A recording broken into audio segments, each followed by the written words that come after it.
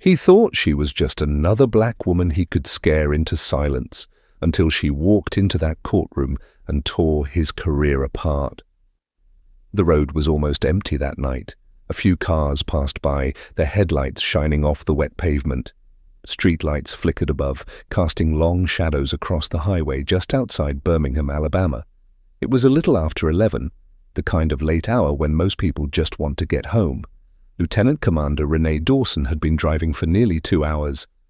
Her fingers tapped the steering wheel gently as she hummed along to a slow, smooth jazz tune playing from the speakers. She wasn't wearing her uniform, just a plain black sweater and jeans. Her hair was pulled back. She didn't think she stood out. But then she saw the lights in her rearview mirror, red and blue flashing, getting closer fast. Her stomach tightened, not from fear, but from tiredness. She knew how this usually went. She turned on her signal, changed lanes, and pulled her car onto the shoulder. She put it in park, took a slow breath, and kept both hands in plain view. Years in the military had taught her the routine. A white patrol car stopped behind her. The officer didn't get out right away. When he finally did, he walked like someone who expected people to obey him. His boots scraped the road. One hand sat on his belt, the other aimed a flashlight that lit up as he came closer. Renee turned her head slightly, watching him in the side mirror. The badge caught the light. Briggs. License and registration. No hello, no reason, just a cold, practiced tone.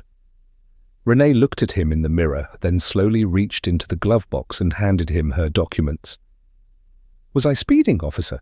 She asked, her voice calm. Briggs didn't answer right away. He took the papers, holding them just out of reach as he looked over her car. Taillights out, he said. She frowned. That can't be right. Briggs finally looked at her. You arguing with me? A long pause. Renee felt the shift, that quiet moment where power and pushback meet, and one side expects the other to give in. She'd seen it before, in briefings, on bases overseas, in training drills meant to prepare sailors for life outside the Navy. She knew better than to push too far, but she also knew her rights. I'm just saying, she replied, keeping her voice steady. My tail lights were checked a few weeks ago, but if something's wrong, I'll fix it. Step out of the car, Briggs said, cutting her off like he hadn't heard a thing. Renee exhaled slowly. She looked at the road ahead, no traffic, no witnesses. She tapped her fingers on the wheel once, then reached for the door handle. Mind telling me why? She asked. Briggs tilted his head, smirking. Because I said so. She let that sit in the air. Then she unbuckled her seatbelt and opened the door. The night air felt colder than she expected. She stepped out, standing with a calm, steady posture. She didn't want to fight, but she wasn't going to be pushed around either. Briggs took a step back and looked her over. She could feel it. He was sizing her up, figuring out how far he could push her. Turn around, hands on the car. This time, she paused, why she wasn't sure. Briggs stepped closer. His smirk disappeared. Are you resisting? Renee didn't move. I'm asking a question. Something flickered across his face. Irritation, maybe even amusement. Or both. Then, without warning, he reached for his radio. We got a non-compliant driver here, he muttered into the mic. Then louder, turn around. Her heart beat faster, but her face stayed calm. Officer, you need to understand something, she said, voice low and steady. I know exactly what I'm allowed to do, and I know what you're not allowed to do. Briggs didn't like that. His jaw tightened. You're under arrest, he barked, reaching for her wrist. Renee moved just in time, stepping back out of his reach. Under arrest for what? Briggs pulled out his cuffs. For obstructing an officer. She let out a sharp breath through her nose. So that was the angle he was going to take. Her military training kicked in, heartbeat steady, breathing even. She had two options. Go along and fight it later, or push back and risk things getting worse. She refused to be another headline. With slow, careful movements, she turned and placed her hands on the roof of her car. The metal felt cold beneath her palms, Briggs didn't wait. He grabbed her arms roughly, clamped the cuffs too tight, and shoved her toward his patrol car. "You don't know what you're doing," she said quietly. Briggs gave a short laugh as he pushed her into the back seat. "Lady, I know exactly what I'm doing." But he didn't. Not even close. The hard plastic seat pressed against her back. Her wrists burned in the cuffs. She sat still, breathing evenly. The door slammed shut behind her, sealing her in. Outside, Briggs walked back to his car, muttering into his radio. She looked at the divider between the front and back seats. Her reflection stared back. Calm on the surface, but something deeper boiled underneath. She'd been through combat drills, dangerous missions and interrogations in foreign countries, but this was different. This was a man with a badge, drunk on power, convinced no one could stop him. A few minutes passed, then 5, then 10.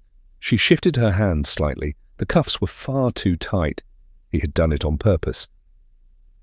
Finally, the driver's door opened. Briggs slid in, whistling. "Well, well," he muttered, pulling on his seatbelt. "Let's take a little ride." She didn't say a word. He pulled back onto the road. The patrol car jolted forward, lights still flashing overhead. She saw the red and blue glow in the side mirrors, painting streaks across the dark pavement. "You know," Briggs said after a moment, "most folks just keep quiet when I tell them to step out."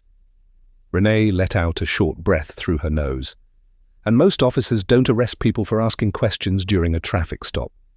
Briggs laughed, shaking his head. "Lady, you really think you're something, huh?" She looked at him through the glass. "I don't think I know." That made him pause. His fingers tightened around the steering wheel. For a moment, his smug look cracked, but he covered it fast. "You military?" he asked, his tone changing. She didn't answer. "Yeah, I figured," he went on. "You've got that attitude, like you're above the rules."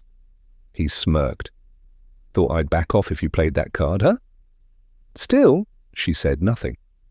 Briggs clicked his tongue. "Shame," he muttered. "If you'd just kept quiet, none of this would have happened."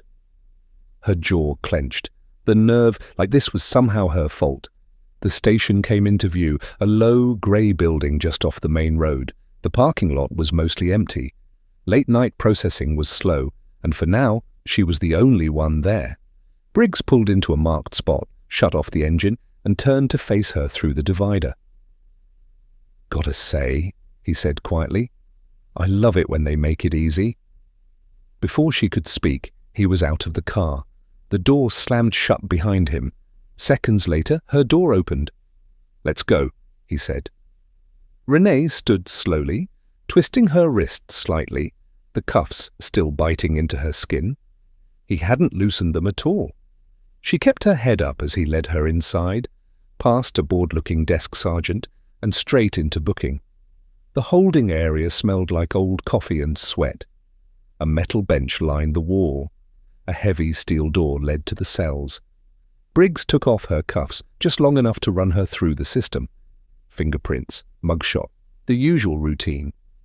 The officers at the desk barely noticed her, just going through motions. She'd seen that kind of carelessness before, the kind that lets men like Briggs get away with too much. When it was over, he grabbed her wrist again, pulling her toward the cells. "You think you're smart, huh?" he muttered. She looked sideways at him. "I don't have to think." His grip tightened. That hit a nerve. "Enjoy your stay," Briggs sneered, shoving her toward the cell. Renee caught herself before she stumbled. She turned slowly as the metal bars slid closed between them. Briggs stood on the other side, smirking, tapping his fingers on the bars before walking away. The lock clicked. She was in. She took a deep breath, then sat down on the bench. The cold metal pressed through her jeans, helping her stay grounded. One night. That's all it would take, because Briggs had no idea who he had just messed with.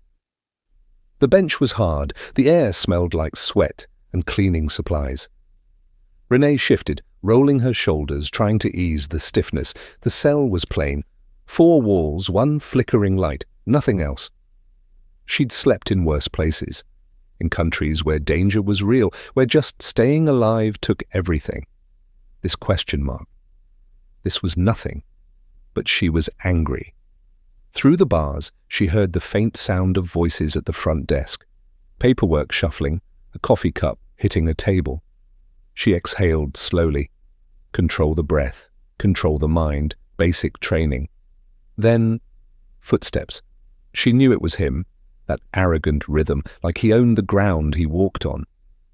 Briggs appeared in front of her cell, arms crossed, same smirk on his face. "Comfy?" he asked. She didn't answer. He stepped closer. "You know," he said, "if you'd just played along, you wouldn't be in here right now." She smiled, just a little. "Oh, I'm exactly where I need to be." That wiped the grin off his face, just for a second. Something flickered in his eyes. Annoyance? Uncertainty? He looked away fast, trying to shake it off. "No one's coming for you tonight, lady," he said with a shrug. "Guess that gives you time to think about that attitude of yours." She just watched him, still, unbothered. Briggs leaned in a little. "Here's the thing," he said, lowering his voice.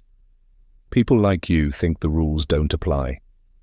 You think some confidence is all it takes to dodge trouble." She let him talk. It didn't matter.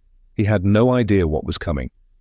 And right on cue, another officer walked in from the hall, young, late 20s, standard uniform. He stopped nearby, holding a clipboard. Sergeant?" His voice was unsure. Briggs barely looked at him. The officer hesitated, then shifted on his feet. "I think you need to see this." Briggs frowned, gave Renee a final look, and stepped away. She listened. Their voices were hushed, but she picked up pieces. A lawyer. A call from someone higher up. Questions about why she was being held. Briggs lowered his voice, sounding irritated. The younger officer stammered something. Whatever it was, it didn't make Briggs happy.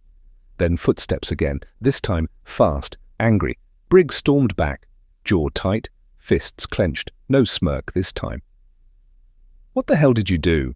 Renee leaned forward, resting her elbows on her knees.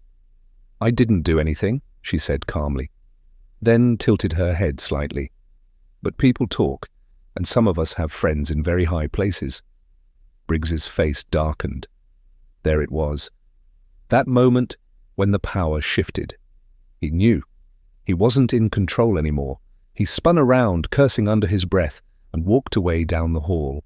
Renee let out a slow breath. It wouldn't be long now. And when the truth came out, Briggs would regret every single choice that brought him here. The air inside was crisp, the kind of cold that sank into your bones if you sat still too long. Renee stood at the defense table. Her posture was relaxed, but her eyes sharp, alert, ready.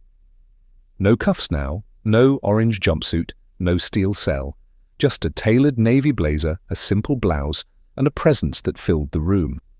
Beside her, attorney Carla Whitman flipped through her paperwork, barely sparing a glance at the courtroom as people slowly filled in. Carla was all precision, no small talk, no wasted movement. Renee respected that. Then the courtroom doors swung open. Briggs walked in, still upright, still with that false air of confidence. But there was something new in his walk, a stiffness, a shadow behind the eyes. He wasn't as sure of himself anymore. Renee caught his eye. He looked away. Good. The judge entered, and the room quieted. Judge Alan Kirkland, graying, tired, but sharp behind the eyes, adjusted his glasses and got right to it. "All right," he said, flipping through files. "Let's begin." The prosecutor rose, mid-40s, neatly combed hair, measured voice. "Your Honor, we have reason to believe Lieutenant Commander Renee Dawson was unlawfully detained, without probable cause." A low murmur rippled through the room. Briggs stiffened, jaw clenched. The prosecutor continued. "We also have evidence suggesting a pattern of misconduct by the arresting officer, Sergeant Daniel Briggs." More murmurs. The judge looked at Briggs over his glasses. "Sergeant Briggs, care to explain?" Briggs leaned forward, cleared his throat. "Your Honor, the defendant was uncooperative. during a routine stop. But the prosecutor cut in, lifting a document. "Uncooperative?" he echoed. "Commander Dawson is a decorated officer, Naval Academy graduate, multiple commendations, no record, not even a traffic ticket." He turned to face the judge. "You're telling me a broken tail light warranted an arrest?" Briggs opened his mouth, then shut it. The silence was louder than any answer. The prosecutor flipped another page. "Furthermore, an internal review of your stops shows a troubling pattern, a high percentage of black drivers targeted within your district." The murmurs grew louder now. Briggs's face flushed. Judge Kirkland let out a tired sigh. "I don't like what I'm hearing, Sergeant." Briggs crossed his arms. She resisted. The prosecutor didn't even blink. "The body cam footage says otherwise." Another wave of whispers. "Let's play the footage," Judge Kirkland ordered. A screen lowered. The courtroom lights dimmed slightly. Renee didn't look. She didn't need to. She remembered every second. Briggs barking orders, her calm replies, the way he escalated, the way he smiled as he tightened the cuffs. When the video ended, the room was silent, heavy. Judge Kirkland leaned forward, fingers steepled. "Sergeant Briggs, you violated protocol. You conducted an unlawful arrest, and you omitted critical details from your official report." Briggs tried to speak, but the judge raised a hand. "The charges against Lieutenant Commander Dawson are dismissed." The gavel dropped, sharp, final. "And I strongly recommend an internal investigation into Sergeant Briggs's conduct." The tension in the courtroom snapped like a stretched rubber band. Briggs looked stunned, flushed, frozen. Renee stood, collected her things calmly. She glanced his way. One last look. Their eyes met. No words. None were needed. Because this time she didn't have to fight to prove her worth. He did. Briggs turned and stormed out, his footsteps echoing hard against the marble floor. The eyes followed him, court staff, officers, even reporters, drawn by the whispers, spreading like wildfire. He was used to control, to being feared, respected, but now the grip was slipping, and fast. Then came the voice. "Sergeant Briggs." He stopped, turned. Chief Eldon Baker stood down the hall, arms crossed, face unreadable. 30 years on the force, respected, feared. His word meant something. Briggs straightened. "Sir?" Baker didn't respond, just jerked his head toward a side office. "Inside." The door closed behind them, hard. Then the chief's voice dropped, cold. "Director." "What the hell were you thinking?" Briggs let out a sharp breath. "I was doing my job." "Your job?" Baker scoffed, tossing a file onto the desk. It landed with a heavy thud. Briggs was alone now. He stood by the window of the precinct's private office, staring out but not really seeing anything. The same man who once walked these halls with his chest puffed out and his badge catching the light, now stood hollow, his reflection a ghost of who he thought he was. Behind him, the chief's words still echoed in the sterile room. "You're suspended, effective immediately, and you'd better get a lawyer." The silence that followed was suffocating, the kind that wrapped around your throat, not loud, not sudden, just slow and tight. Briggs didn't move. His fists were clenched, not in defiance but in disbelief, like he could squeeze the truth out of the moment if he just held on hard enough. But the truth was already out. And it was ugly. Across town, in a quiet cafe tucked between a bookstore and a barbershop, Renee stirred her coffee slowly. Her fingers moved with a calm that hadn't been broken, not in the cell, not in the courtroom, not ever. She glanced at her phone. Another news alert, another headline. "Lieutenant Commander, wrongfully arrested. Bodycam footage sparks outrage." She didn't need to read the article. She had lived it, from the flashing lights to the cold metal bench, to the condescending tone of a man who thought he had all the power. But that man was falling now. And Renee? She was still standing. Her phone buzzed again. A message from Carla, her attorney. Briggs suspended, possible charges pending. She took a long sip of her coffee, letting the warmth spread through her chest. Good. Outside, The city moved on. Horns honked, footsteps hurried past. Life kept happening. But for Renee, this day mattered. Not because she had won, but because the system had been forced, even if briefly, to look at itself in the mirror. Her phone rang, a number she recognized. She sighed, then answered. "Lieutenant Commander," came the familiar voice, her commanding officer. "I assume you've seen the news." "I have," Renee replied calmly. "How are you feeling?" She looked at her reflection in the glass of the cafe window. Steady eyes, shoulders squared, no signs of defeat. "Like I did exactly what I was supposed to do." There was a pause. Then the captain's voice softened.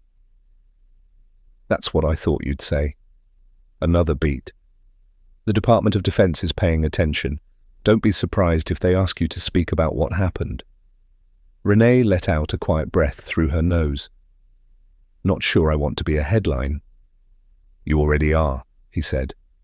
"And whether you like it or not, what happened to you represents something bigger." She knew that. Of course she did. Briggs wasn't a one-off. He was a symptom. A reflection of a system too comfortable with its own shadow.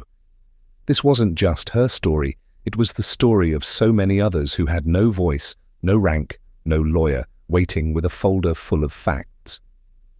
She stepped out of the cafe. The air was cool, fresh from a morning rain.